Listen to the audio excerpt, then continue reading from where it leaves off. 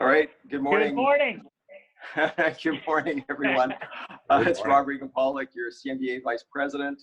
I'm going to be moderating today. I want to thank you, the hardworking office, and my fellow directors for the information pertaining to this webinar today. So today we're going to be focusing on closings and conveyancing in the COVID-19 era. So we are grateful to be an essential service, but certainly not business as usual. So what we've been doing recently through the association is focusing on key areas of the transaction. And for those of you who may have missed the previous sessions, we did have appraisal, title insurance, alternative lender, as well as prime lenders. And those webinars are all available on demand. And they're all about giving you practical and relevant tools to help you with your clients and help you do deals these days. So certainly focusing on the mortgage broker and helping them. So as I said earlier, today we're focusing on the closing process and conveyancing.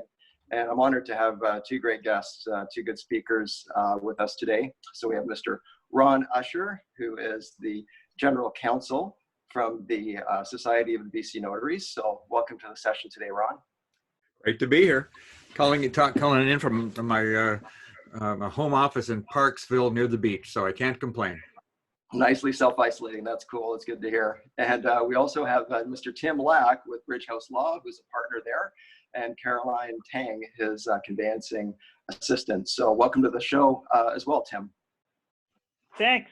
And Caroline says hi as well. So we're here. Just no video. That was no video. Caroline's insistence. Well, excellent. Well, I'm glad that you're all safe. And so tell us, I know the spring market was starting off pretty well this year, and then we had COVID-19. So what has generally been the impact of COVID-19 on deals in the pipeline and deals that are scheduled for closing? I'll take the lead on that, Ron. Go for it. Okay.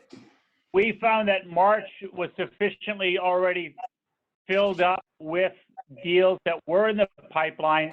Everybody knows there's usually maybe 4 or 6 weeks lead time for a conveyance from the time the realtors hand it off to the time we're closing in our offices. So March was fine. April started off fine, but beyond after Easter, a few deals, but nothing new showing up. I'm sure that's what the realtors are saying. I'm sure that's what the audience, the mortgage brokers are seeing. Mm-hmm.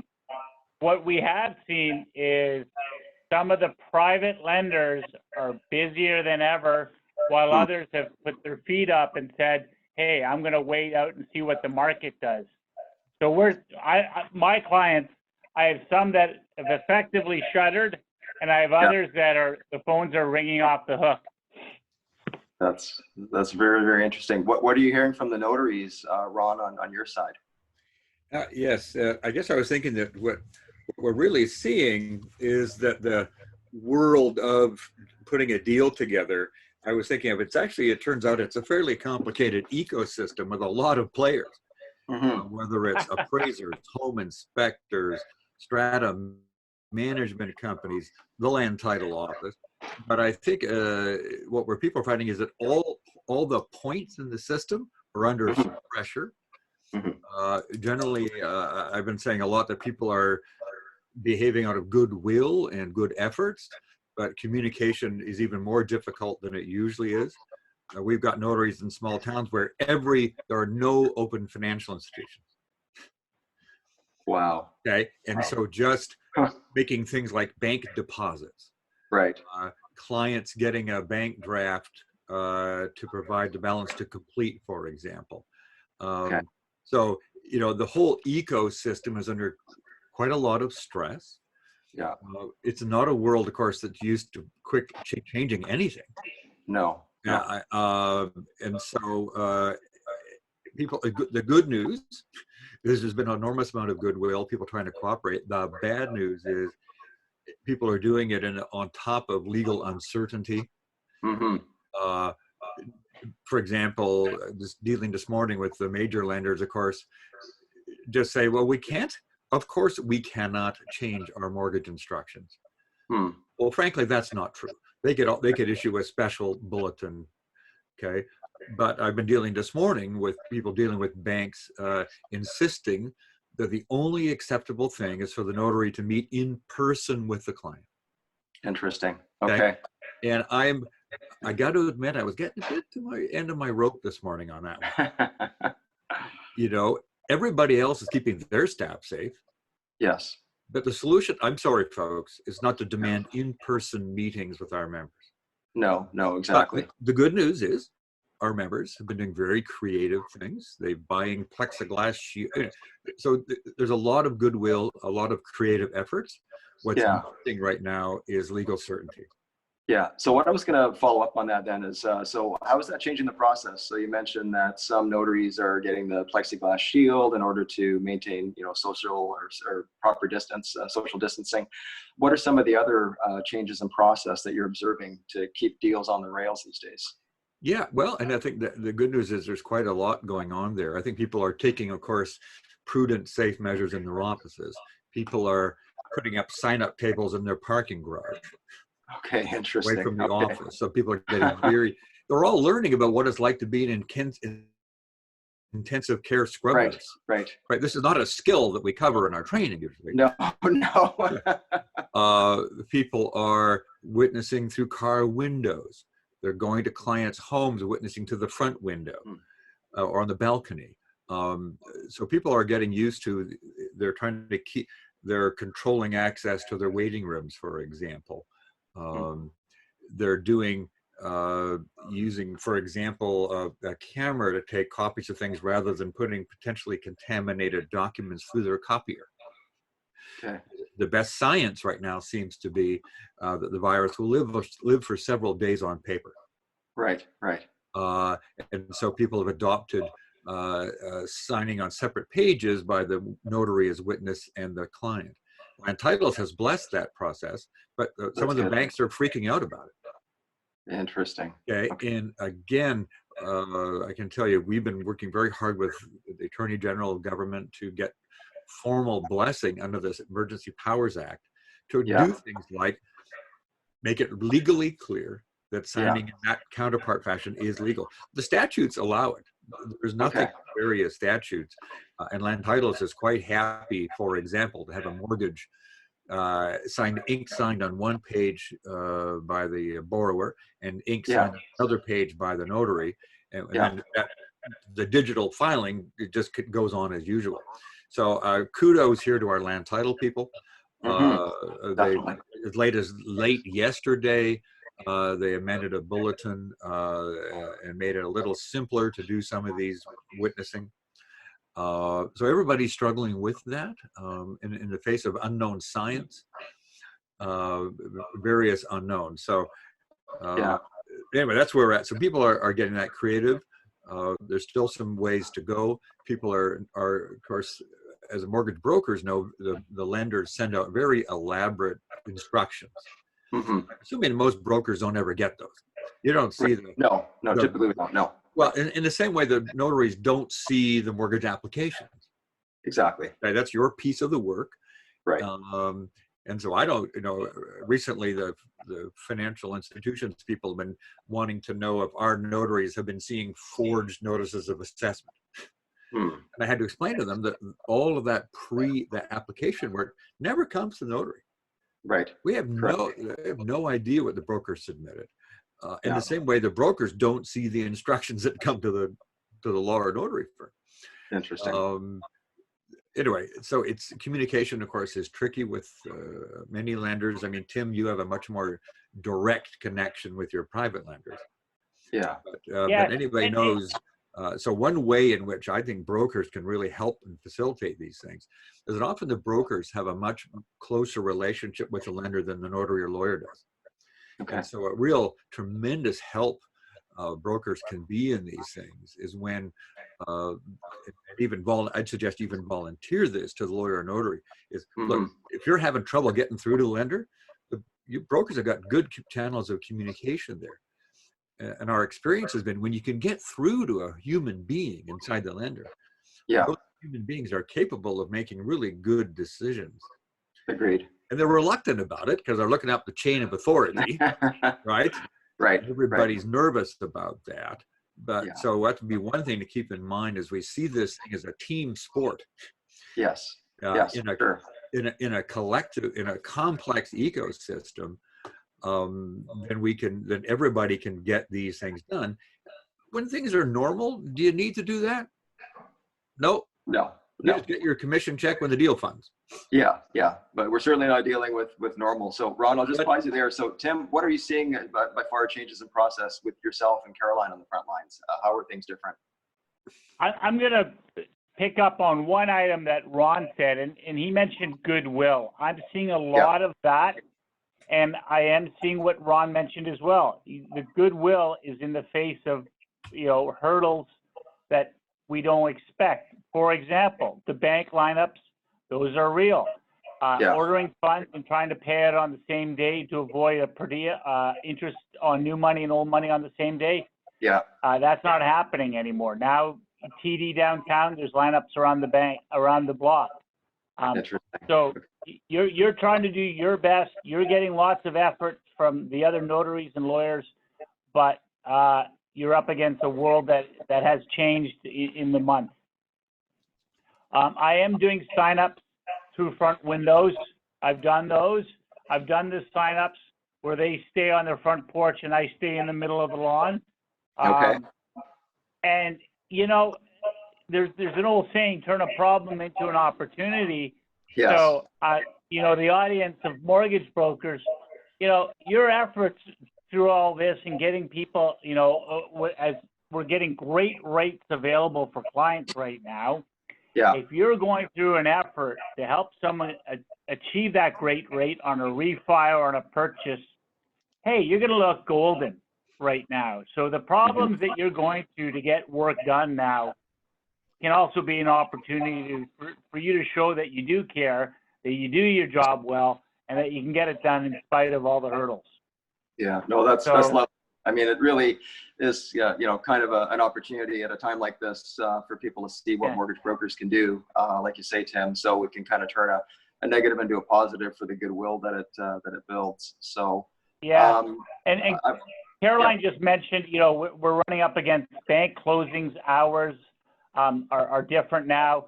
We used to have until 5 to get money into another lawyer's trust account or notary's trust account. Now it's 4 o'clock. And, so we're often rolling into the next day, and that costs money. Someone's paying an extra per diem because the banks are closing.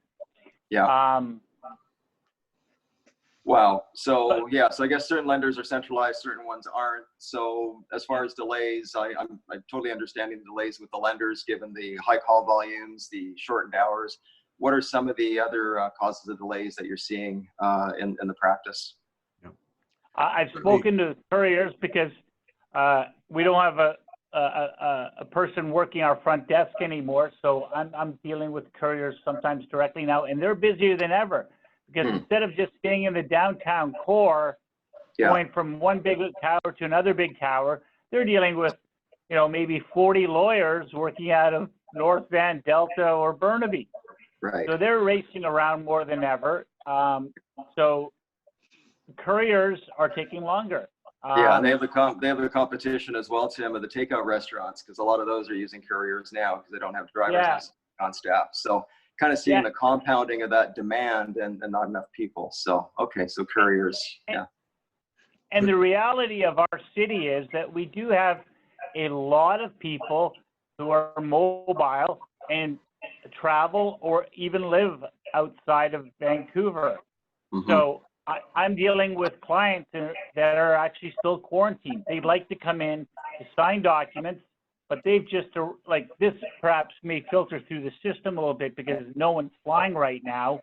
I read that Toronto's, that they're down 80% of volume in passenger traffic. So we'll see that as well. But for the first bit, we were having clients who were quarantined. And they couldn't come in to sign things in a timely manner. So mortgage brokers, be mindful of that hustling someone into an office isn't what it used to be.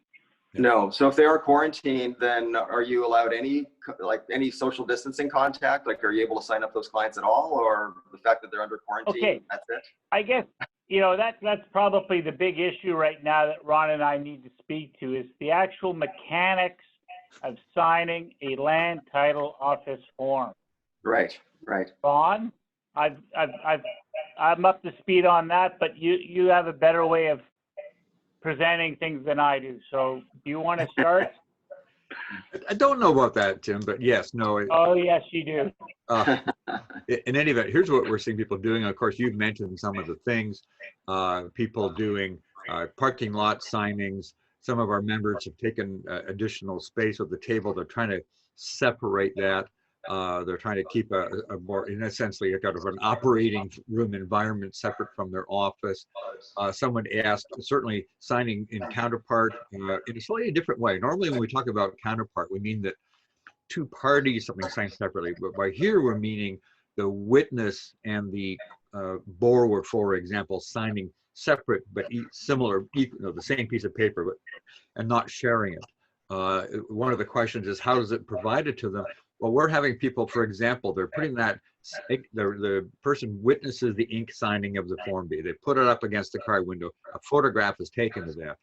The person puts the potentially contaminated document in a large paper envelope. You just leave that aside for 4 days. Mm-hmm.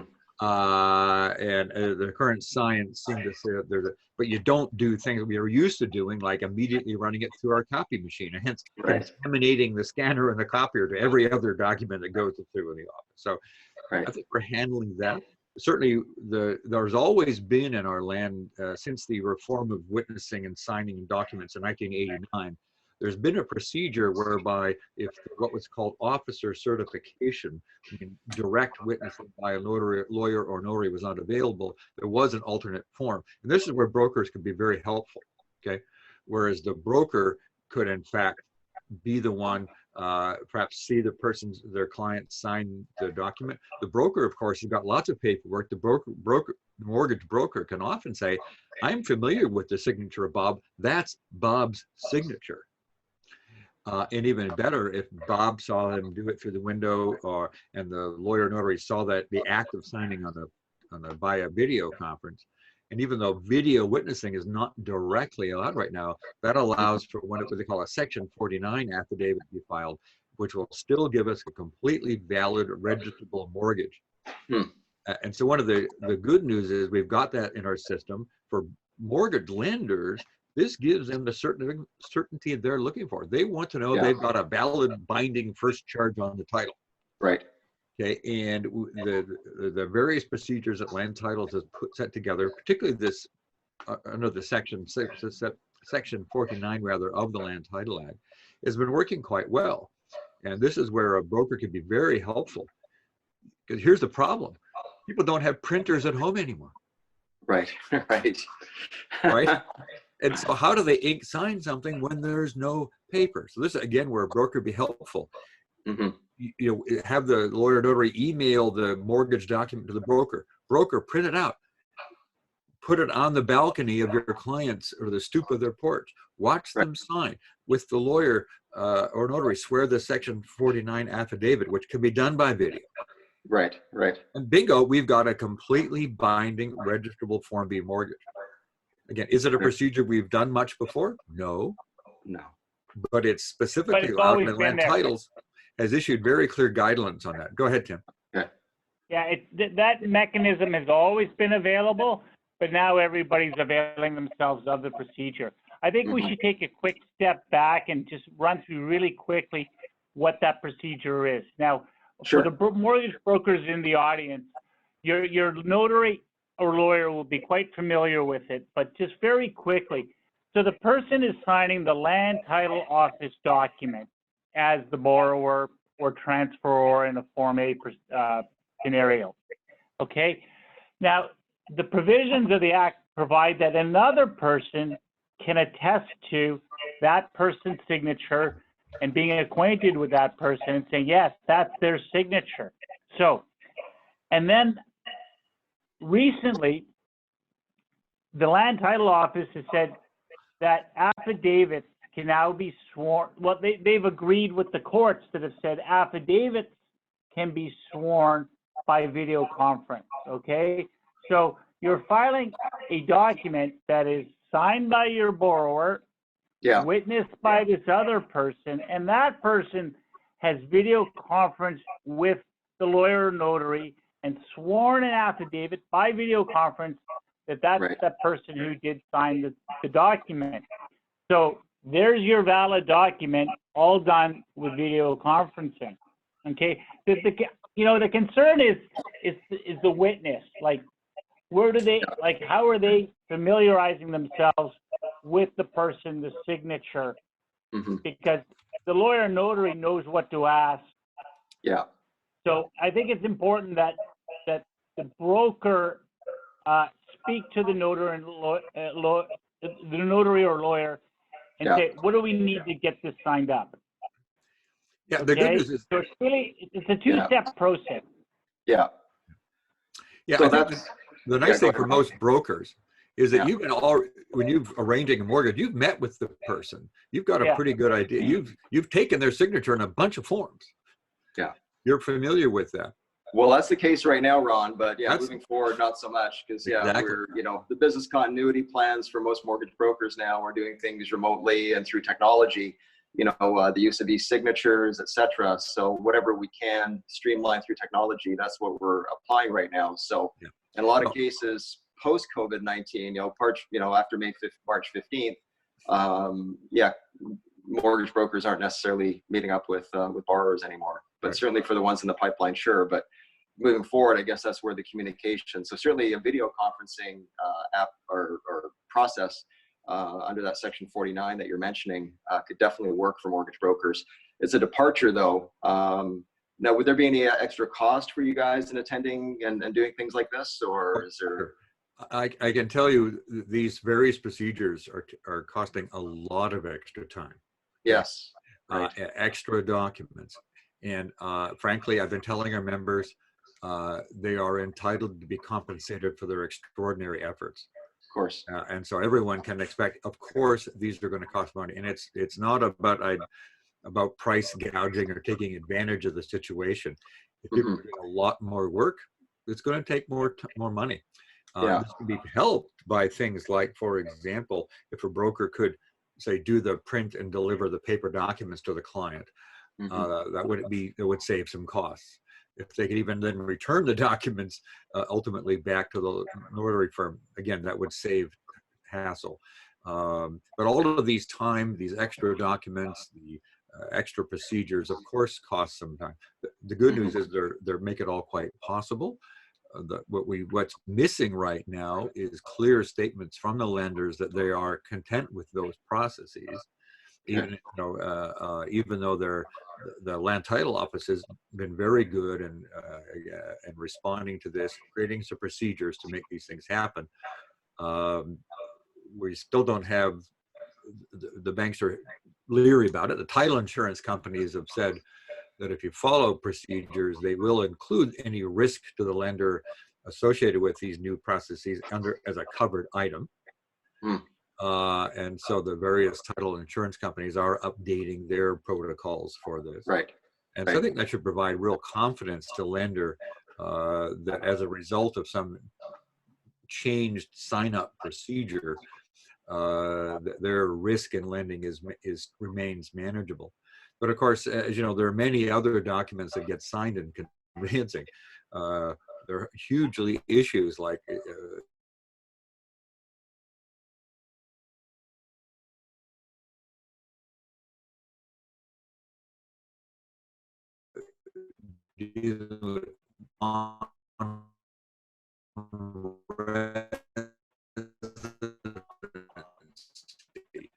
GST. Client doesn't want to create a health risk just to save money. If the client says, "Oh, well, can I just come in and sign with you instead of going through that extra effort of video conferencing the person who witnesses me and you having to do an affidavit from that person?" I mean, if they see that as a cost that's added on, then I don't want to have them decide that they'd rather meet with me and come into downtown and take a SkyTrain and visit me just to save money. Yeah. So that makes complete sense. I'm glad you said that, actually. So that's very good. So with these processes and the fact that it take more time, how much more time should brokers allow for a closing, for a conveyance to actually occur? So, I know the days of, here's the documents and we're closing tomorrow, rush files, etc. How are you managing rushes and what does that look like? Can you give us an idea of timeline, please? I'm going to speak to that, Ron, for a second. We're finding more rush deals because people who had something in the pipeline thought Right. they had a lender, and now the lender has pulled back. Yeah. So I've had 2 deals this week where private lenders have stepped in where other lenders have backed away from the deal. Probably a material change, probably a material change in risk somehow, whether it be property or borrower. Imagining this. The lenders can always sneak themselves out of the deal, and there are lenders who are willing to step in. It costs the borrower more money, perhaps, at a higher rate, more fees, but someone will do that deal, and that just puts the pressure on us to get it done in the time frames and the deadlines. Yeah. So I am seeing that, and as recently as this week. Okay, and how are you managing that? Are you able to still close as quickly, or is it taking more time? It is taking a little bit more time, but I think, the notary offices and the lawyer offices just do what it takes to get it done. Yeah. Mm-hmm. Yeah, I think generally, though, many things have slowed down, whether it's getting through to someone at a property management company in a strata, to delivering of funds, getting payouts. We've had people having enormous trouble getting payout statements. Again, just because the staffing is stressed out. Yes. For example, and then the banks some places are delayed in processing payments of mortgages. So there may be a few days of extra per diem interest as a document sits in the courier room of some Bay Street bank. Right. Because there's not the usual staffing levels. So I think that generally the more people realize all of this takes some time to find the inspector, the appraiser is not as easy as it was. Getting payout, it's intriguing what a problem it's been for some people getting payout statements delivered in a timely fashion. So again, this is where brokers working with realtors can help everybody just be. Unfortunately, we've gotten used to this being able to be done in quite a bit of a hurry. But yes, if we can tack on even just a day or two more, it will make all the difference. Law firms, of course, many of them, notaries, their staff are working remotely. The usual very smiling, much so. The usual smiling receptionist isn't there. And so it's just acknowledging that the whole process. I've got a diagram that shows the players in a conveyance. I think it's got like 20 circles on it. Everything from needing to confirm with a municipality about tax status. Do you think anybody's easy to reach in a municipality these days? Yeah, likely not. No.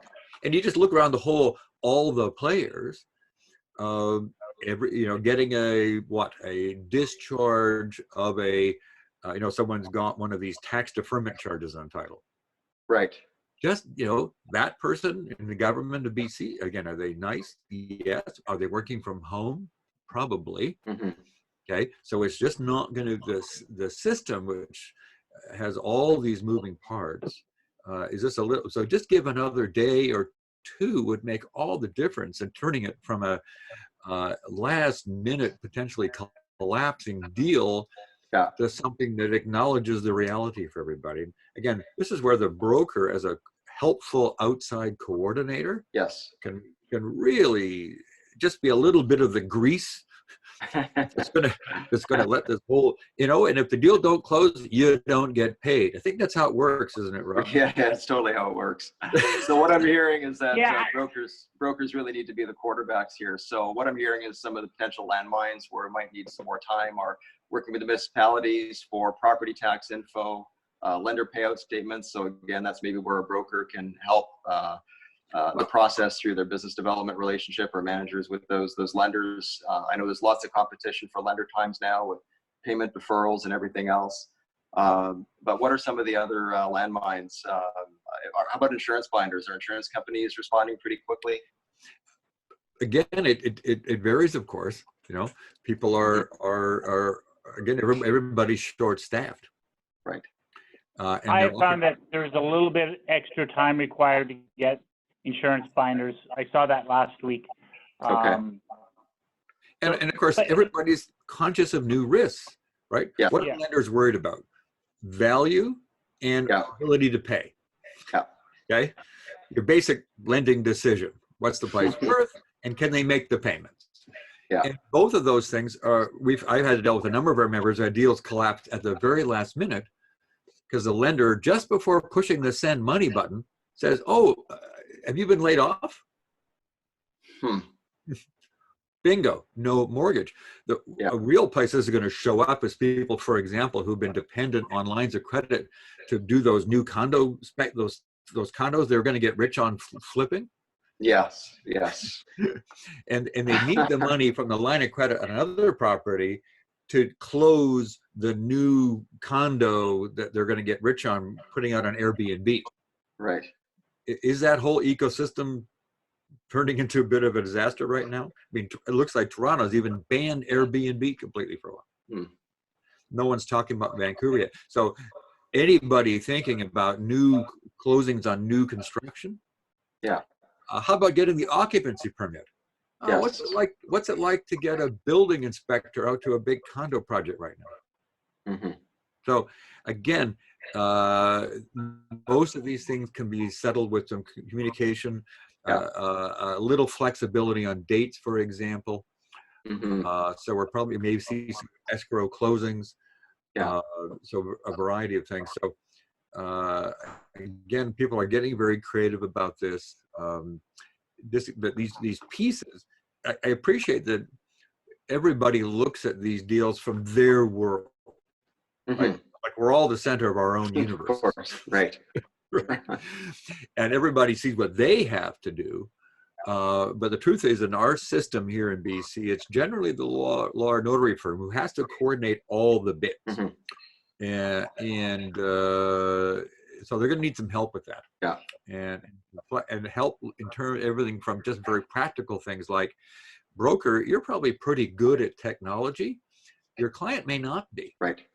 They may not have a computer with a camera and a microphone on it. They may not have a printer. Okay. I don't. Yeah. So Tim is the first. I mean, you're the first completely paperless law firm, Tim. Is that what you're saying? Hardly. I want to speak to one thing that Ron mentioned. It was a developer deal. If you thought those 10-day notices to complete were short in the past, they feel even half as short now with the world we're in now. Yeah. So if you are a mortgage broker helping someone into a new purchase, bear in mind that the 10-day notice felt short in the past. It feels shorter now. Okay. We spoke that, the mortgage broker, I don't want to lay this all on you guys when we said, oh, you're now the quarterback in the deal. I am what Ron spoke about earlier. There's goodwill out there. You see Right. it every day, all day. There's cooperation. You see people laughing about the situation they're up against and trying to assist you in the deal. Mm-hmm. So mortgage brokers, you don't have to be the quarterback, but the best thing you can do is start the communication earlier. Okay. So instead of getting the information, the deal sheet, the commitment, the whatever it may be to the lawyer 3 days before you have to fund, even if that document isn't ready and there's still conditions or there's still signatures outstanding, line up the lawyer or the notary in advance saying, here's this deal's coming, here's the kink to it. Yeah. Keep that in mind, because once you see the deal sheet in front of you or the commitment or the instructions to solicitor or notary, we got to go. So Right. just give us a little bit extra time. Okay. You don't have to be the quarterback. You get to be the timekeeper. Okay. More like the timekeeper. Okay. So Yeah. that's where Or the- communication and starting early is important. Okay. Well, yeah, you're the running back, you're or whatever. It really is a team thing. Just one thing to keep in Yeah. mind, of course, both notaries and lawyers have obligations in terms of their own professional regulators, and Yes. particularly in regard to identification. Yeah. So all of this is a number one risk concern that people have is this fraud? Is Sally really Sally? Yes. Okay? Yes. And notaries, of course, need to comply with FINTRAC identification guidelines. The Law Society has its own very strict rules now about ID. And again, people forewarned is forearmed. And so again, this is where the broker can help, saying, this is what you're going to need. Can we get this now? Can we get this in advance? Can you take a good color photograph with your smartphone and email it to the lawyer, okay, in advance? So when I'm seeing you on the phone, I've got a really high resolution copy of your driver's license, because I've got to comply with FINTRAC. A lawyer's got to comply with Law Society rules to satisfy themselves about identity. And again, these are things that brokers aren't normally, of course, don't bother. Those are not the broker's rules. Right. But by prepping the client for it, in other words, having the client say, this is what we're going to need. Have you got some way to get a good quality ID to that's one thing they're going to need to know for sure. Okay. And again, this is where even the broker, who often has had a more personal relationship with the person, again, can provide some comfort level to the lawyer or notary ID.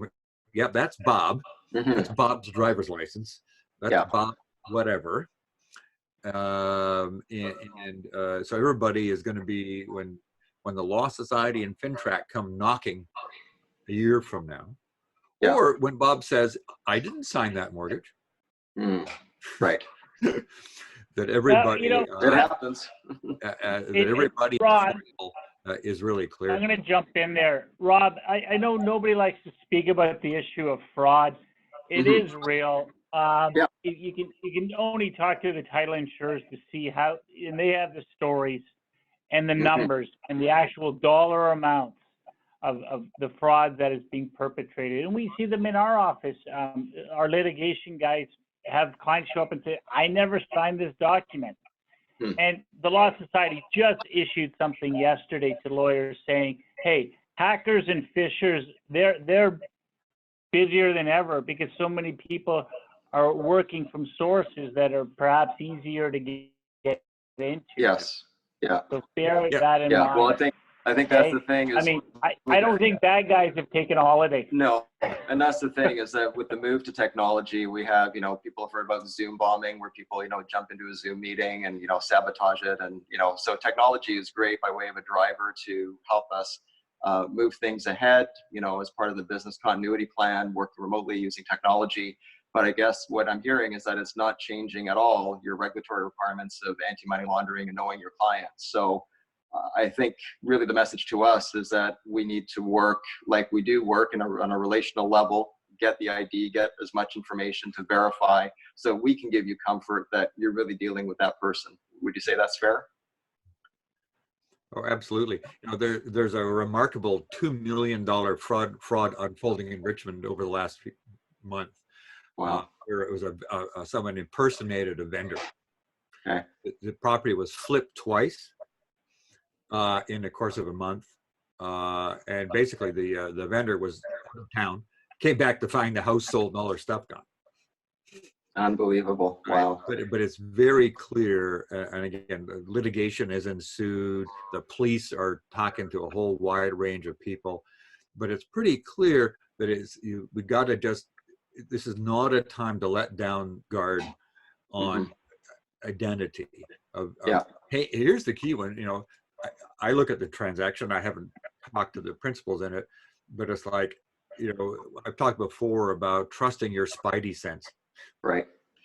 Okay. And it looks like in the deal, I can say this one is it went through this complex web of transactions. There doesn't seem to be any or mortgage broker involvement. Okay. But the titles were weird. And so this is a really good time to be paying close attention to unusual patterns of transaction. When you get, if you're, getting current and canceled searches, you can see weird things come on and off title. Really, is the relationship there? Does the price make sense? Okay. Why did this Richmond single family home transact a couple times without financing before it goes to what might have been an innocent final buyer? But who knows? and Right. the cops are all over it. Yeah. But it's not a time, for example, paying really close attention to emails.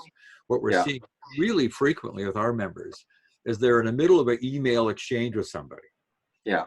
And they're discussing about payments and things, and they get an email and it redirects things away. But if you look carefully at the domain name, that's the part after the @ sign in the email, one character has changed. Okay. An I has been substituted for an L. Okay, a 3 for an E. And so you don't even notice that this person, and it's intriguing. People are how they do it. They've been monitoring the flow of conversation. Wow. They create a domain to. I found one guy had 300 domains like that were one character different from law firm names. Wow. In other words, he'd taken 300 law firm domains, made a very subtle one character change, and then we're inserting those, using those to insert them into email flows. So I just urge, it's a real time to be, everybody to be very paranoid about that. The bad guys have always been working from home. Yeah. Yes. Yeah. Exactly. No, that's true. That's true. You know, Tim, what were you going to say? It's real. The fraud is real. I am hearing it from notaries and lawyers around town, how they've been funds have been asked to be redirected. So nobody likes to talk about it, and everybody thinks it's not going to happen to them, but it does happen. And our office is more mindful of it than ever in light of us doing so much more remote styled transactions. Okay. Okay.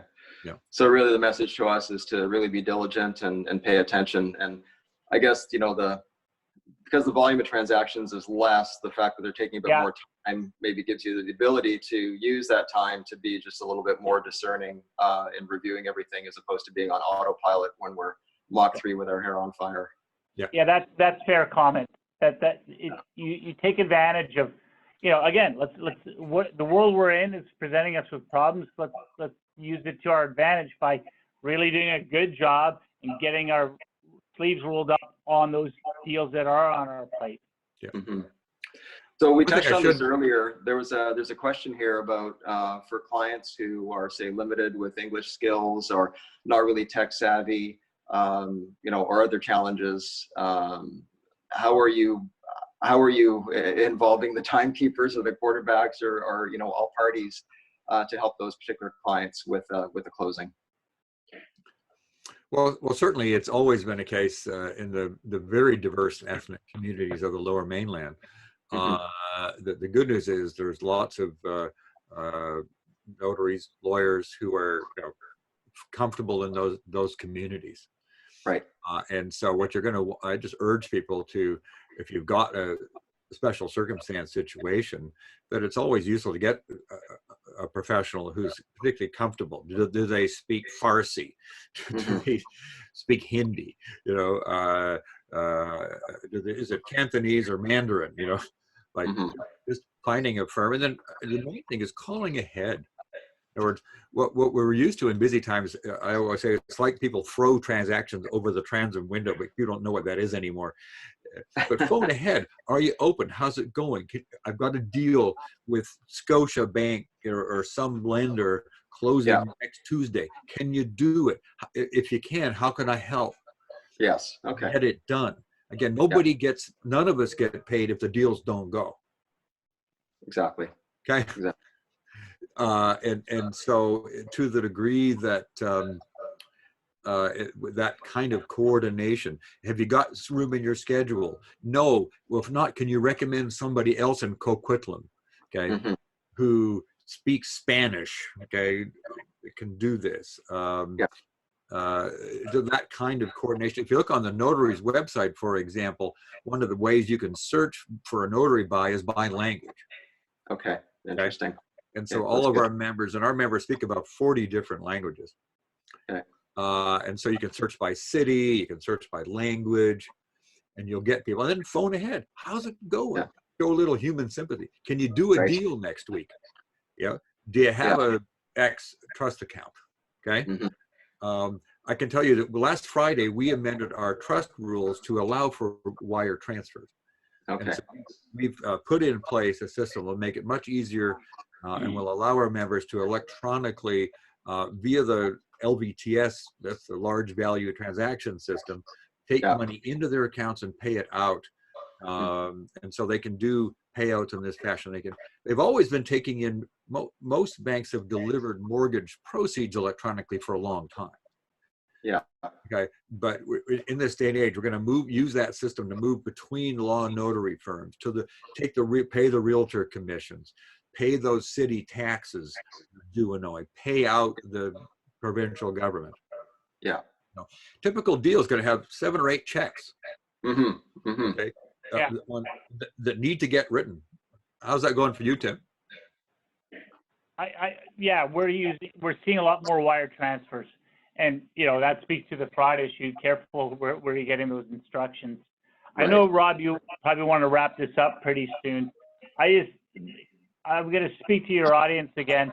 In the old days where you handed everything off to the lawyer and we got it done, those days have changed ever so slightly. Don't, talk to the lawyer or notary even before you hand it off. And let's think about the challenges that are presented to us in this environment, because we may have extra challenges just as you did up until that point. So let's take advantage of the goodwill, the cooperation, and the communication, and we might need a little bit extra time. So get us going earlier in the game. Okay. Yeah. No, that's awesome. So what I'd like to do, I've pretty much covered off the stock questions that we've had from our members. What I'd like to do now is to open it up to the participants. If they have any questions of you specific, that would be wonderful. So if anyone has anything that we have not covered, please use the chat function on your Zoom and let us know what else you'd like to know. I did have one question while people are responding for questions, was with respect to rentals and vacant possession. Have you had any issues with that where tenants are not leaving and the lender is demanding vacant possession? This could be secondary suites, it could be condos. What has been your experience, or has that not happened yet? Well, stay tuned. It's now very clear that a tenant that does not want to leave is you cannot get an order for possession. Right. Okay. Even if you'd given a valid notice to vacate, for example, you got a buyer wants to move in, even though the law that was temporary law that was passed grandfathered those, if that had already been done, you cannot. It also at the same time said, but you can't get an order for possession. So the reality is, any tenant who digs their heels in is not going to go away. Okay. Exactly. Okay. And again, this is where relationships count. Negotiating money talks. But again, you got to be somewhat sympathetic for tenants. They're having a hard time finding other places. Now, there's a lot of Airbnb rentals have come available in Vancouver. Thousands, literally thousands of Airbnb, and mostly illegal, frankly, have become available in condos all over the place. But the rents are high. So that's a real problem, Rob. I've not heard any specific collapsing that way, but the law, I think, everybody is very clear on. If a tenant digs their heels in, there is no way to get them out.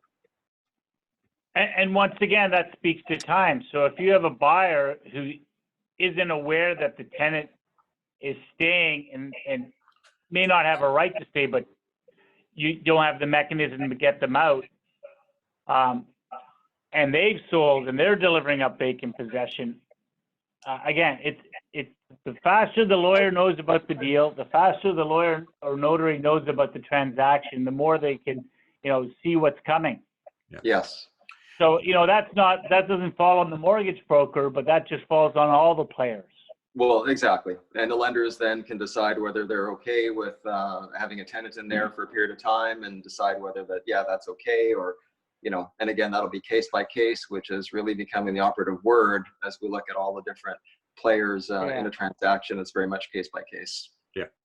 No, and every deal has its own peculiarities, you know. Right. Is it a bare lot? Nobody cares about possession, right? Right, Not a right. problem, or insurance. But if it's, again, what we've already seen are elaborate chains of deals. Mm-hmm. Okay.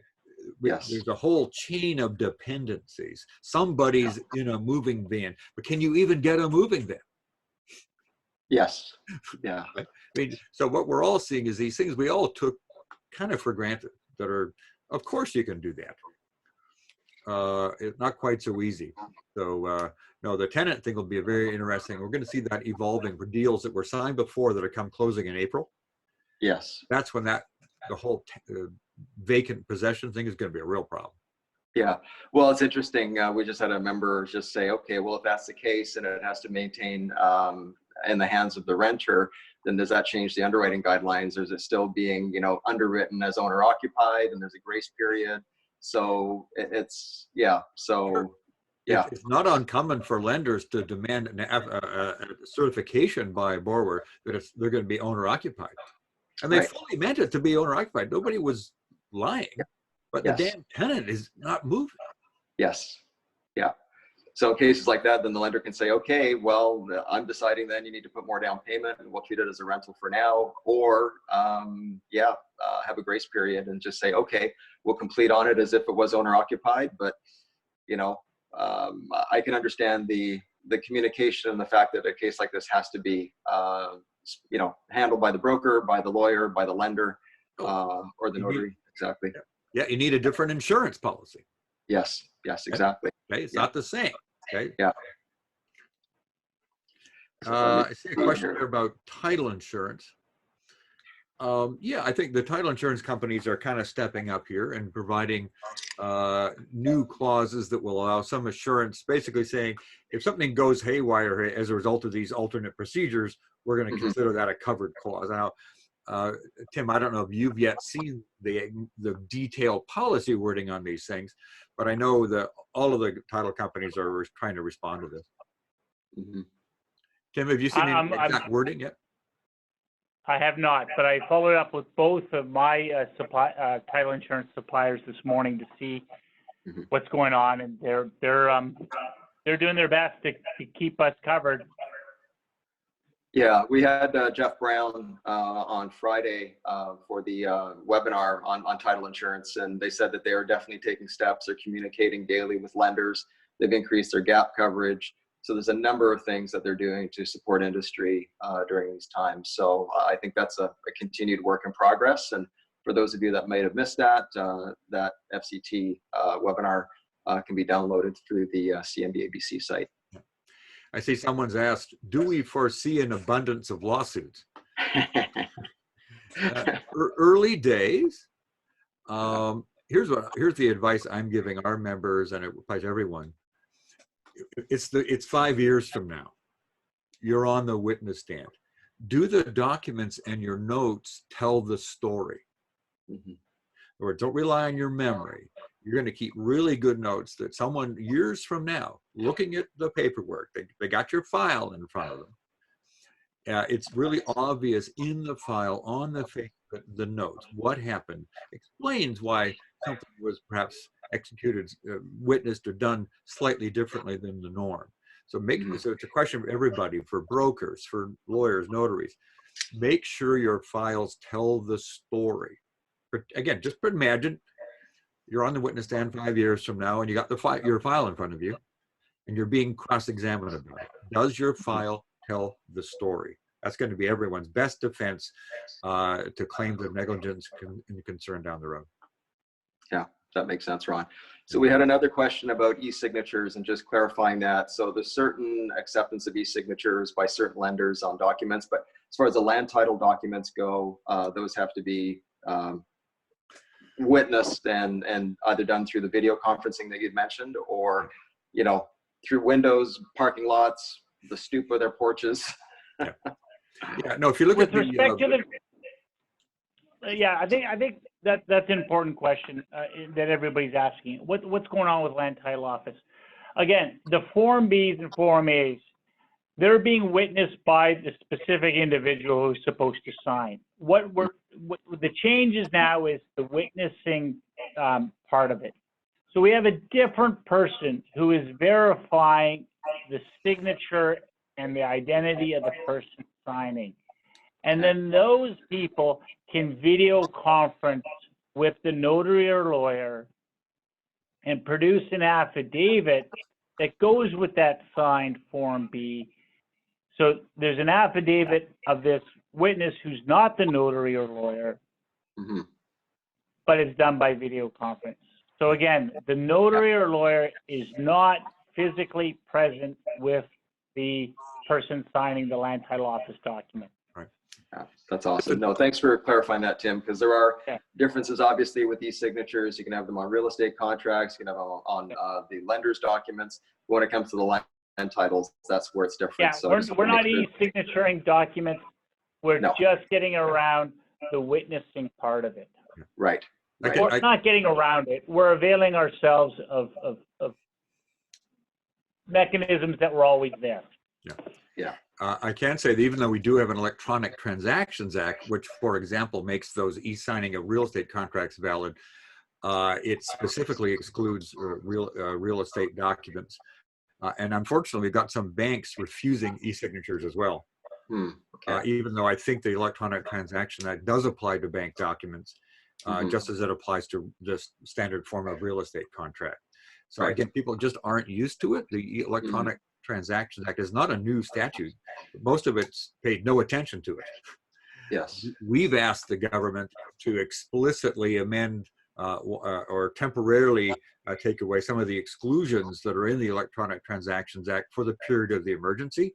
We've not heard back. The support of the Mortgage Brokers Association in lobbying government in that regard would certainly be appreciated. And we can talk about that later. But I think a simple tweak to the Electronic Transactions Act would take away all the legal uncertainty here. Okay, wonderful. Well, that's great. Well, what I'll do then is I'll leave it at that, gentlemen. I want to thank you so much for your wealth of expertise and knowledge to help our members today. And for those participants who may be late or didn't have an opportunity, this will actually be available on demand through the CMBA-BC website. So Ron Escher, thank you very much for the Society of BC Notaries, and Tim Lack from Bridge House Law. So I'll leave it at that. And stay safe and be well. Thanks, everybody. Thanks, fellas. Okay, bye now. Okay. Bye, Ron. Bye, Rob. Bye, Brendan. Bye.